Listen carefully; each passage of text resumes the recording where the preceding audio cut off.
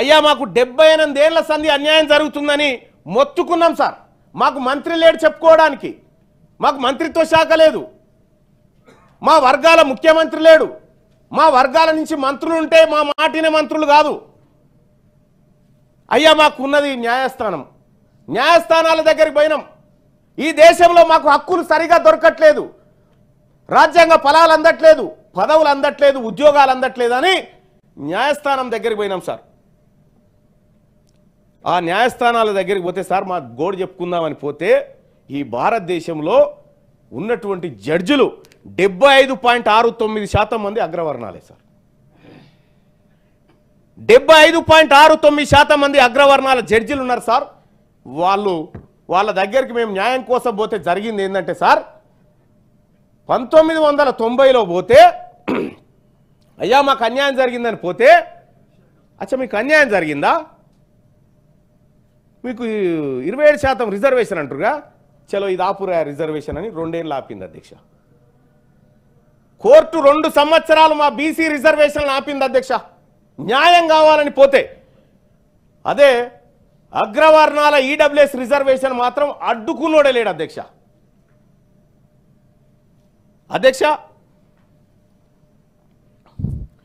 ఇక న్యాయస్థానాల దగ్గర మా పరిస్థితి ఏం లేదు, పోనీ ఇక్కడ రాజకీయ పరంగా మా పరిస్థితి ఏం లేదు, ఆర్థికంగా ఏం లేదు. ఇక మాకు మిగిలింది 4th ఎస్టేట్ సార్, మీడియా అంటారు దాన్ని. ఈ మీడియా దగ్గరికి పోతే ఈ అన్యాయాలన్నీ మీడియా ముందు గోసెల్ల పోసుకుందామంటే అధ్యక్ష, ఈ దేశంలో ఉన్న 90% మీడియా సంస్థలు అప్పర్ క్యాస్ట్ అధ్యక్ష. 90% మీడియా సంస్థలు అప్పర్ క్యాస్ట్వే. ది హిందూ పత్రిక కథనం ప్రకారం, ఆ నివేదికల ప్రకారం చెప్తా ఉన్న అధ్యక్ష, 121 మీడియా సంస్థలలో 106 అప్పర్ క్యాస్ట్ వాళ్ళే సార్, ఒక్క బీసీది లేదు. వాళ్ళ ముందు ఎంత మొత్తుకున్నా సింగిల్ కాలం వార్త కూడా ఈ బీసీల బాధ రాయరు, రానియరు కూడా అధ్యక్ష. ఇలా ఎన్ని లెక్కలు అధ్యక్ష, ఒక్కటి కాదు అధ్యక్ష. ఈ దేశంలో అధ్యక్ష ఎక్కడో ఓ చోట బీసీల చర్చ జరగాలి, బీసీల బాధ వినబడాలంటే అది టీవీ డిబేట్లలో, వేదికల మీదనో జరగాలి. కానీ ఈ దేశంలో top news channels sir, top news channels Hindi ఛానళ్ళు 40, ఇంగ్లీష్ ఛానళ్ళు 47 సార్. ఈ 40 హిందీ ఛానల్లో సాయంత్రం 7 గంటలకు డిబేట్ నడిపిస్తారు సార్ ఒక ఇష్యూ మీద. ఇంగ్లీష్ ఛానల్లో కూడా ఇష్యూ నడిపిస్తారు సార్, ఒక టాపిక్ తీసుకొని డిబేట్ పెడతారు అందరితోని. ఈ 40 హిందీ ఛానళ్ళల్లో 47 ఇంగ్లీష్ ఛానల్లో ఒక్క బీసీ యాంకర్ లేడు సార్. ఇక మా బాధ వాడు ఎందుకు పట్టించుకుంటాడు సార్? మా బాధ ఎవరు వింటారు సార్ ఈ దేశంలో? ఒక్క బీసీ మాత్రమే కాదు, ఎస్సీ ఎస్టీలు కూడా లేరు ఇంకల్లా అధ్యక్ష. తెలుగు వార్తా ఛానళ్ళ కన్నా చెప్పుకుందాం అనుకున్నాం అధ్యక్ష. ఇక్కడ చూస్తే అధ్యక్ష 15 దాకా ఛానల్ ఉంటే ఒక్కటి కూడా బీసీ వాళ్ళ ఛానల్ లేదు సార్. ఈ వర్గాల నుంచి ఛానలే గతి లేదు, ఓ పేపర్ గతి లేదు. వీళ్ళు ఎంతసేపు బీసీలు హక్కులు అడిగేటువంటి వాళ్ళను ద్రోహులుగా చిత్రీకరించి జనంలోకి వదిలిపెట్టేటువంటి కార్యక్రమాలు చేస్తారు సార్. ఇంకోటి ఏంటంటే అధ్యక్ష, ఇక మాకు ఈ మీడియా పనిచేయదని సోషల్ మీడియాకు వచ్చినాం సార్.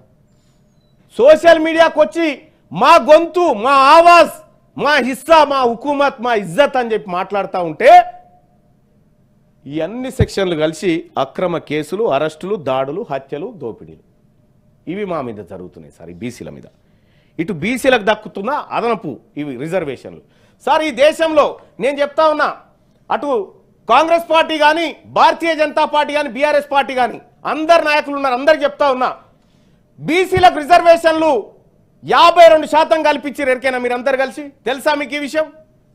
52% రిజర్వేషన్ ఎక్కడంటే చనిపోయిన రైతు కుటుంబాలు తీసుకున్న ఆర్థిక సాయం కాడ 52% బీసీలు రైతులు ఆత్మహత్యలు చేసుకొని చచ్చిపోతే ఆ బీమా పైసల కాడ 52% మేము తీసుకున్నాం. అడిగా మాకు రిజర్వేషన్ దక్కింది.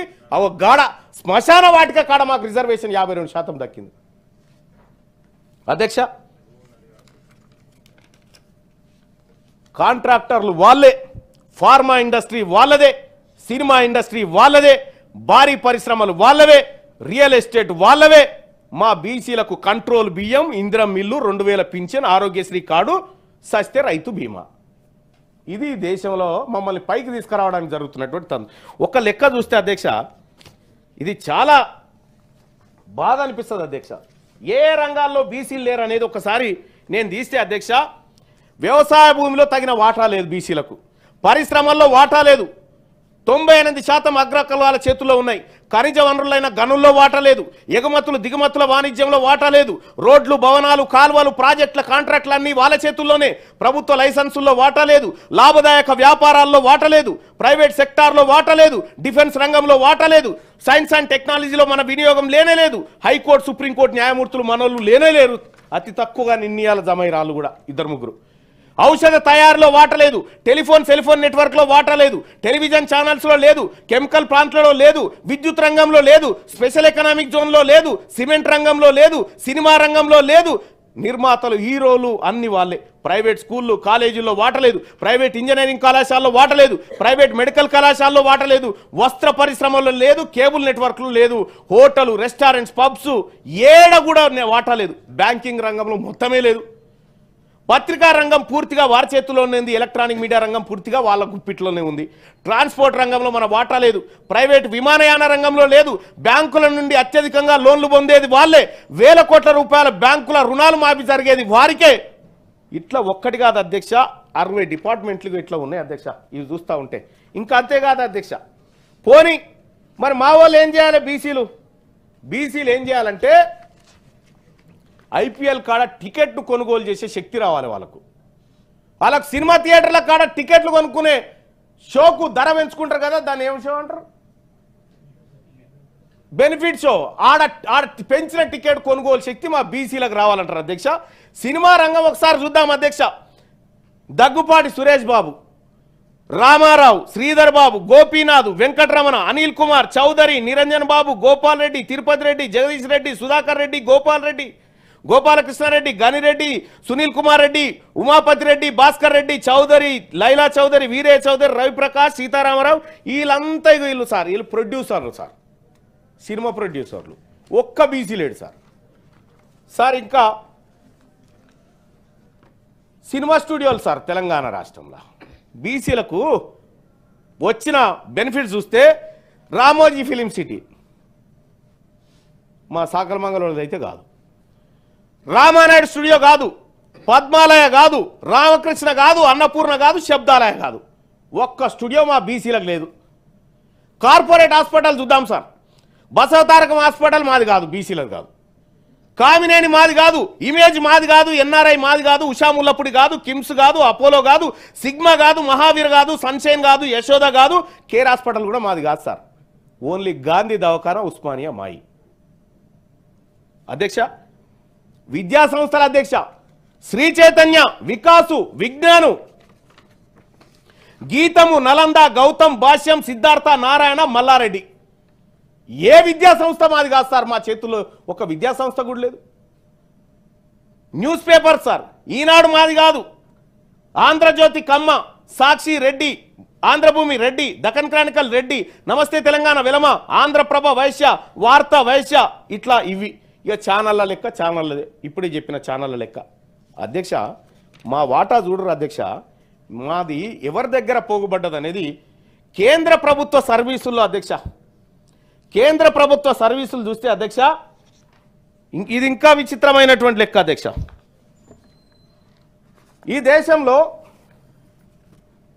మెజారిటీ బీసీలం అధ్యక్ష. ఇగో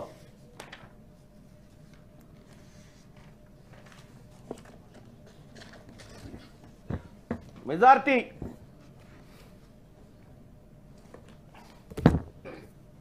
భారత ప్రభుత్వ నివేదికల ప్రకారం చెప్తున్నా అధ్యక్ష. కంక్లూడ్ చేయండి. చేస్తున్నా సార్, అయిపోయింది సార్, చేస్తాను సార్. ఎందుకంటే ఇక నాకు మీరు మళ్ళీ అవకాశం ఇచ్చినా నేను మాట్లాడా సార్. ఎందుకంటే 2018 అధ్యక్ష, 2019 జూలై 17 నాడు భారత ప్రభుత్వం చెప్పినటువంటి లెక్క సార్. 78 మినిస్ట్రీస్ అండ్ డిపార్ట్మెంట్స్ నుంచి గవర్నమెంట్ ఆఫ్ ఇండియా ఇచ్చిన లెక్కలు చూస్తే అధ్యక్ష, ఓబీసీలకు 27% వాటా కాదు అధ్యక్ష. ఓబీసీ ఉద్యోగులు ఉన్నది కేవలం 21% మంది మాత్రమే. కేంద్ర ప్రభుత్వ రంగంలో. అధ్యక్ష, ఇక్కడ రాష్ట్రాల వారీగా ఒక్క తమిళనాడు 50% రిజర్వేషన్ బీసీలకు అమలు చేస్తూ ఉంది అధ్యక్ష. అలాగే పాండిచేరి 34%, కేరళ 40%, కర్ణాటక 32%, బీహార్ 34%, అండమాన్ నికోబార్ దీవులు 38% రిజర్వేషన్ అమలు చేస్తూ ఉన్నాయి అధ్యక్ష. ఇప్పుడు ఇంకొక లెక్క అధ్యక్ష, ఐఐటీలలో బీసీ ప్రొఫెసర్ల లెక్క ఒక్కసారి చూద్దాం. ఐఐటి బాంబేలో 693 మంది ప్రొఫెసర్లు ఉంటే అందులో 26 మంది బీసీలు. మొత్తం జ్యుడిషియరీలోనే వాళ్ళే, మీడియాలో వాళ్ళే, ఎడ్యుకేషన్ డిపార్ట్మెంట్ వాళ్ళే, పాలిటిక్స్ వాళ్ళే, సినిమా వాళ్ళే, ఐపీఎల్ వాళ్ళే. మేము ఏడున్నాం సార్ ఇంకా ఈ దేశంలో? ఈ రాజ్యాంగం మాకు చెప్తా ఉంది, మిమ్మల్ని పైకి తీసుకొస్తామని చెప్తా ఉన్నది. పైకి తీసుకొస్తామని ఈ రాజ్యాంగం చెప్తా ఉంది. ఈ రాజ్యాంగంలో రాసినటువంటి అంశాలన్నీ చెప్తా ఉన్నాయి అధ్యక్ష. వాస్తవానికి ఈ బిల్లు ద్వారా పోయి 42% రిజర్వేషన్ వస్తుందా అధ్యక్ష? గుండె మీద చేసుకొని చెప్పమని ఇక్కడ ఉన్న వాళ్ళని. ఇది సాధ్యమయ్యేదేనా? ఎంతవరకు సాధ్యమని చెప్పడం ఒకసారి ఆలోచన చేయండి అధ్యక్ష. ఇది ప్రజలను మభ్యపెట్టడానికి కాకపోతే దేనికోసం అధ్యక్ష? ఇది రాజకీయాల కోసం కాదా అధ్యక్ష? నిజంగా బీసీలకు రిజర్వేషన్ దక్కాలంటే అదే భారత రాజ్యాంగంలోని బ్యాక్వర్డ్ క్లాసెస్ ప్లేస్ లో బ్యాక్వర్డ్ కాస్ట్ అని పెడితే సాధ్యమవుతుంది. రిజర్వేషన్లు దక్కాలంటే ఈ భారత రాజ్యాంగంలో వెనుకబడిన తరగతులు అనే పదం నుంచి వెనుకబడిన కులాలు అనేటువంటి పదంగా మార్చినప్పుడు సాధ్యమవుతుంది అధ్యక్ష. ఇదంతా ఉట్టిది, కేవలం టైంపాస్ కార్యక్రమం జరుగుతూ ఉంది అధ్యక్ష. ఒక్క మాట చెప్తా అధ్యక్ష, నేను ఇక కంక్లూడ్ చేయదలుచుకున్నా అధ్యక్ష. పెద్దగా మిమ్మల్ని ఇబ్బంది పెట్టను అధ్యక్ష. నాకు కూడా మీ అందరి అభిప్రాయం కూడా తెలుసుకోవాలని ఉంటుంది కదా అధ్యక్ష, దానికోసం అధ్యక్ష. ఇక్కడ అధ్యక్ష, తెలంగాణ రాష్ట్ర ఏర్పాటు ఉద్యమంలో బీసీల పాత్ర అత్యంత క్రియాశీలకం అధ్యక్ష. తెలంగాణ జాతిపిత ప్రొఫెసర్ జయశంకర్ తన జీవితం మొత్తం తెలంగాణ రాష్ట్రం కోసం ధారపోసిన మహానుభావుడు. కొండా లక్ష్మణ్ బాపూజీ తన జీవిత చరమాంకంలోనూ ప్రత్యేక రాష్ట్రం కోసం తనలాడిండు. ఆలె నరేంద్ర నుండి మొదలుకొని శ్రీకాంతాచారి, పోలీస్ కిష్టేల వరకు ఇలా అనేక మంది బీసీ బిడ్డల త్యాగాల ఫలితం అధ్యక్ష ఈ తెలంగాణ రాష్ట్రం. ఈ మహానుభావులంతా తెలంగాణ జెండా ఎత్తుకునేందుకు ప్రధాన కారణం తరతరాలుగా తమ వర్గాలకు జరుగుతున్న అన్యాయాన్ని చూసి తట్టుకోలేక కాదా అధ్యక్ష? ఉమ్మడి ఆంధ్రప్రదేశ్ లెక్కలు మీకు అన్ని చెప్పిన అధ్యక్ష.